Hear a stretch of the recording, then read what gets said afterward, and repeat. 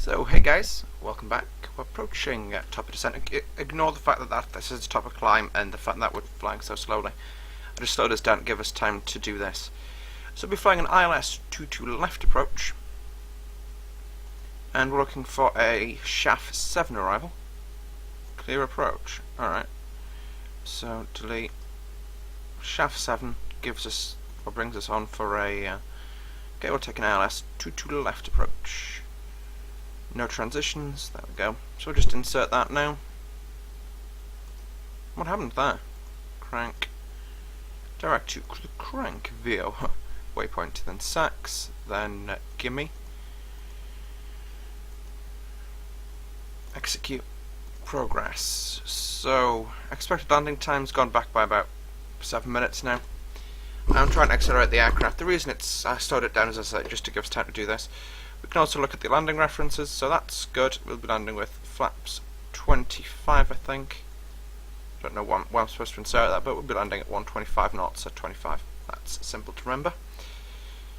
Okay, we're just currently a bit off track. If I recycle the LNAV button, and we'll just level change from here, I think.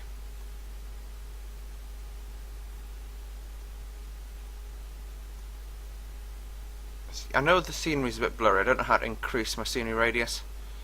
So I'm just dealing with that at the minute. It's just a bit more obvious than it is in FSX. So we're just going to stick 6,000 came right out there. Whoa! Alright, that's another way to accelerate to decimal 81 mark. We'll just bring our approach speed back a bit then. Our descent speed, sorry. Back to decimal 79 Mach. Now what we can do, APU's on for some reason. I switched it off, but it's on. Those should be on. That's going on now, and we can do a PA. So I'm just going to quickly unmute the sim. Still here, Captain, and still no new information for you. Okay, in which case just public address. And ladies and gentlemen, we would like to remind you that use of all electronic devices during descent and landing is prohibited as it may interfere with the navigational equipment. Thank you. Someone's got their phone on.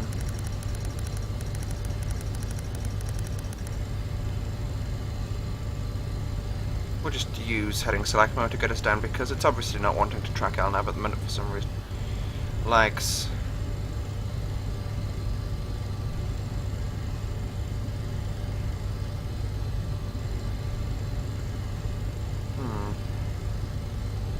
Peculiar it is. Flight was completed. We're going direct to IGN. Could be a method to use. It's that IGN there. Execute. IGN. Execute. Sorry guys, I'm just trying to troubleshoot the problem we're having with the FMC at the minute. There we go, it's taken over. Okay. You can actually see the approach waypoints just coming in off the edge of the map there. I'll just increase the range. I'll actually leave it at 20, and we can. So we're expected to be at 16 or 17,000 roughly overhead IGN, which I think that'll work out about right. Yeah. Again, I'll probably either edit this bit shorter, or I'll just shut up and show you the views. Or something like that. This is actually in LFPO-KEWR view setting because I noticed it was kind of going a bit crazy. Oh, we are descending now, and it's just mapped everything in, which looks really quite nice. I can also tell you this is 64-bit, and I've been going for the last 8 hours pretty much now. It's from Paris to New York. I've flown past 3 places I've got scenery for, and my VAS is currently at 1.7 gigabytes. Which is just spectacular. I've got auto brake setting 2 because it's a reasonably longish runway. Let's see if I can get the speed brakes to an armed position. It's fairly difficult to manoeuvre yourself in this sim. I think they'll probably just deploy automatically. I just need to now get myself back into the position I was in. Yeah, this is the default view system, by the way. It's a little bit less clunky than it is in FSX. quite like.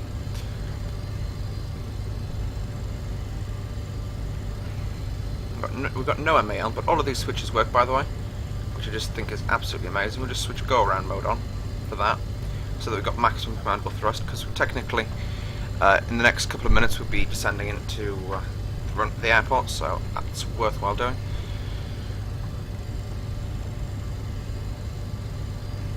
I'm just going to check the nav radio is configured correctly for the ILS approach, which it isn't obviously. I'll just switch that to manual. 108.7.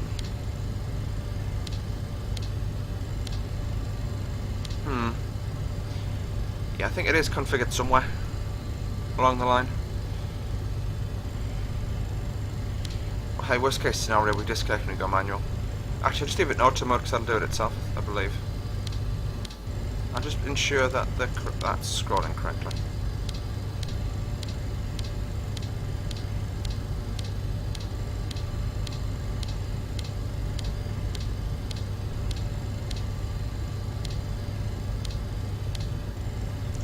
Yeah, that should work. I'm just going to ensure the course is that, because if it doesn't go in, I can always fly manually, or we'll just switch to a localizer approach technique without much bother to me at all. And I can just leave the comms in auto. I can put airports on. Not that I'll know any. Weather radar is not switched on actually. Decision height's 200 feet. Radar alt. Okay, that's us configured, and we can just swing ourselves into ILS mode when we get nearer the location. There we go. I'm just going to again open this up a bit, just to give us an idea of what we're actually doing. So we're flying a larger loop in. What we can actually do is I'll just take direct SACs from here. Because again, if it's not busy, they'll do things like this. And there's no reason you couldn't go direct to SACs waypoint and then get rid of the discontinuity for gimme. SACs. Okay, this is problems. Clear. SACs. Direct to SACs. There we go. And the turn. Okay, we can now go into airspeed mode. Whoa, we're going pretty damn fast. And start scrolling ourselves back down. We'll just slow the fletch a bit. So scroll ourselves all the way back to 240 knots.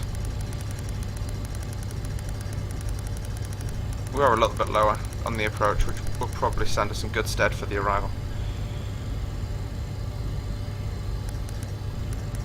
And you can see we're flying level, just trying to bleed that airspeed off.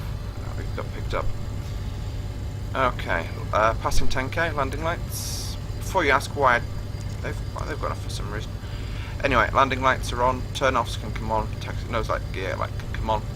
Before you ask why is it that the lights went off, I don't know. The sim also has jitters, which I don't know why it's doing this. I need to have a bit more of a play with it away from videos to find out exactly what I'm doing right or wrong here. I'm going to come in straight past JFK and LaGuardia and straight over the top of Teterboro, which is K-Tab. Okay, this should be fun. I'm just going to put a little bit of I can't put a little bit of speed brake out. I can put a lot of speed brake out. Yeah, I haven't got an axis map to speed brake. I've only got a click switch.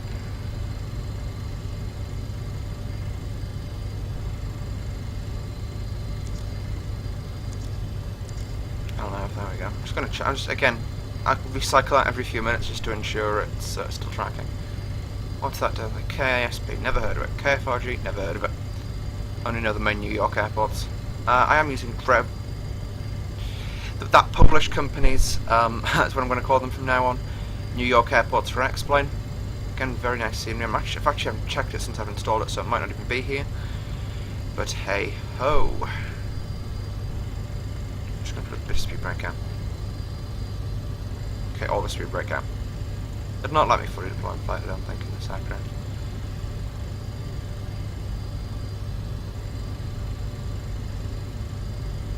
Speed brake and come back in. Just to get us down to 240 knots. Wait, Yeah, I think we will make it. Yeah, even look at that. We're gonna make it even that way. And we'll just do a very low drag out ILS approach. We'll not use reverse on landing either because we are quite light. Just flying across the Atlantic. We've burnt a lot of our 72, I think we started off with £1,000 of fuel off.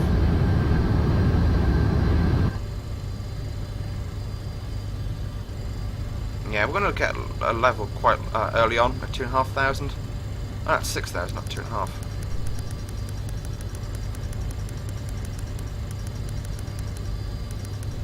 Two and a half, and then we'll just stand on the brake and get down to about 180 knots to capture the ILS.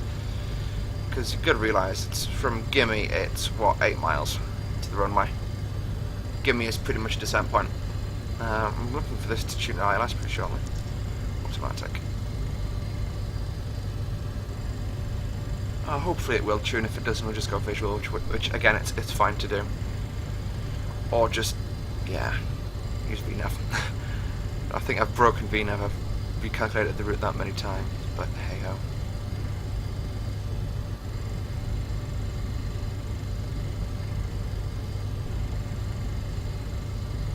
And the packs in this aircraft are just so noisy. I had my headset in this morning just so I wouldn't have to listen to it. Yeah, look at stuff like that. But it's a really nicely modelled interior, as I say. Don't think you can go in the cabin. But I will be having a look at the Flight Factor A350 next. Hopefully doing a transcontinental west coast US to Canada to the UK for me, because it's a flight I'm going to be doing in a few days. Well, I've done a few days ago, because this is a scheduled video, and it's set up in such a way to give me some free time after I get back, just to chill out and de-jet lag. Yeah, because I know I'm going to make a video on the 6th or the 7th, maybe the 8th if I'm at a push, but I've got videos scheduled until the 10th just to give me some time off.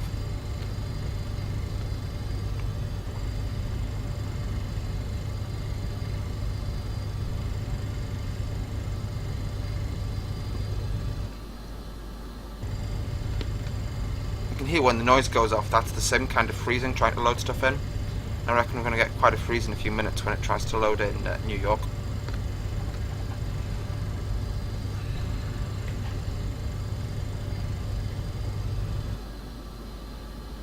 Like that. The screen's just gone completely black. I don't know if it's done the same for you guys.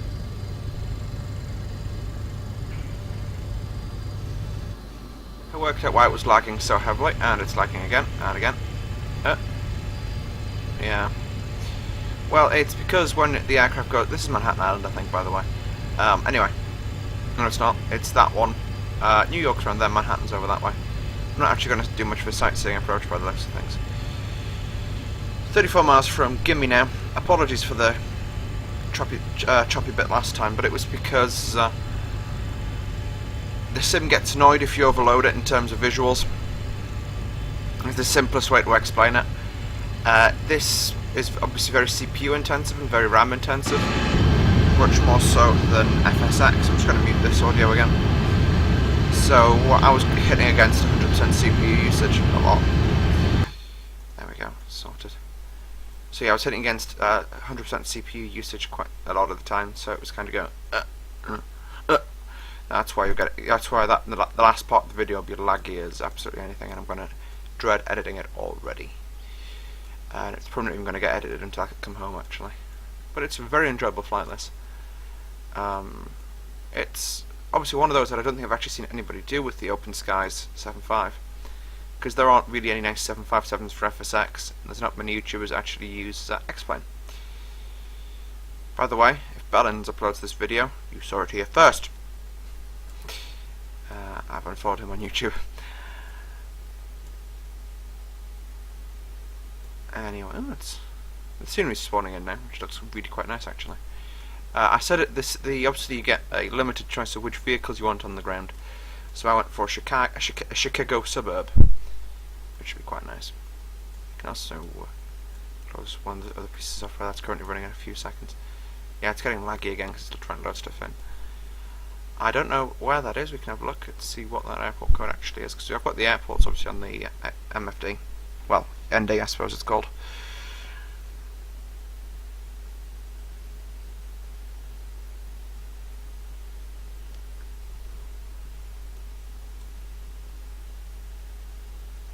That's KFRG, no idea. Well, obviously LaGuardia and JFK are over in that direction. Whoa, whoa. Probably trying to load LaGuardia and JFK in right now, which is why we're lagging so much. Yeah. Wow. Lag. Teterboro coming up on the nose. It's obviously where the miracle on the Hudson occurred. Well, near enough Teterboro. Because I know they actually gave him one of the options was to land in Teterboro. For some reason we've only been flying for an hour and a half. I think I must have broken it during one of the lag episodes. Okay, I'll just take a lump of flap out. And speed brake. Just to bring us down a bit lower, a bit quicker, because I'm not happy to be hitting the ILS so fast. I mean, I'm all up for a quick approach, but not that quick. That's what I'm basically saying. 40 miles, that's a nice range to hold on.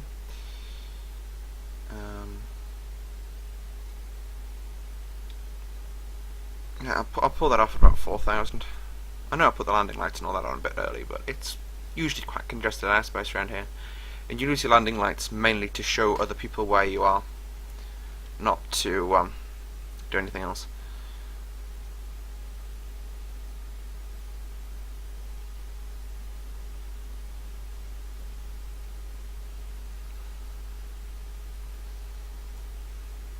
Okay, 4,000 feet.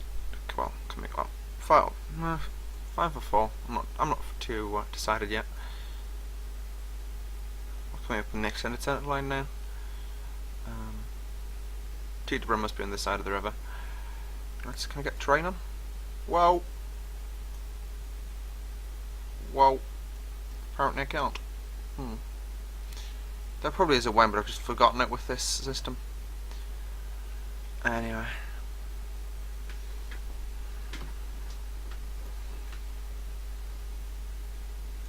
It's 20 miles, so it's about 90 miles to LaGuardia from here. Let's say Teterboro is directly under the approach path, so it's not on this side of the river, obviously. This does look very pretty, I've got to say. So no, don't look that way. You'll get lag. No, it's alright. It's alright. Probably wouldn't get aircraft flying over here because it's one of those sunny suburb villages, and people going, no, it's so noisy. But actually, we are on idle. We're actually descending with speed brake out, so we descend quicker because we're that low on the drag.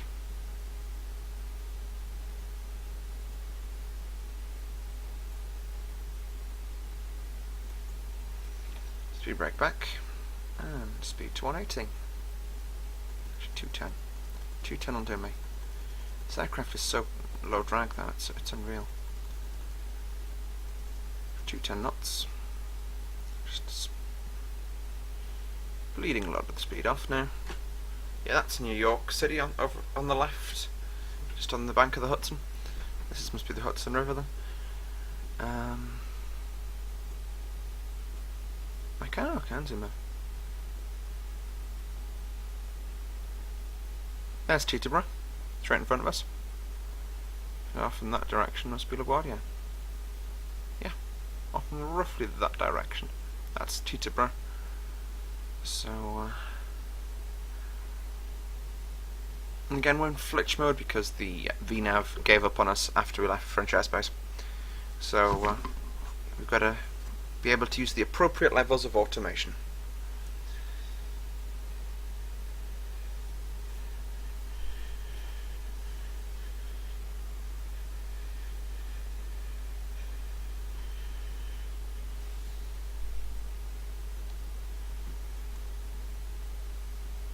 LaGuardia be off on the left.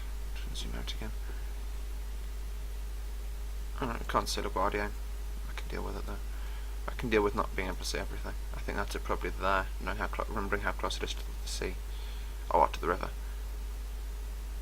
I think flown into it in about half a dozen times in different sims. That was one of my first videos, that wasn't it? LaGuardia. No, I thought it was actually. Oh no, it was. Yeah, it was LaGuardia to Chicago. Chicago, that tuddling town.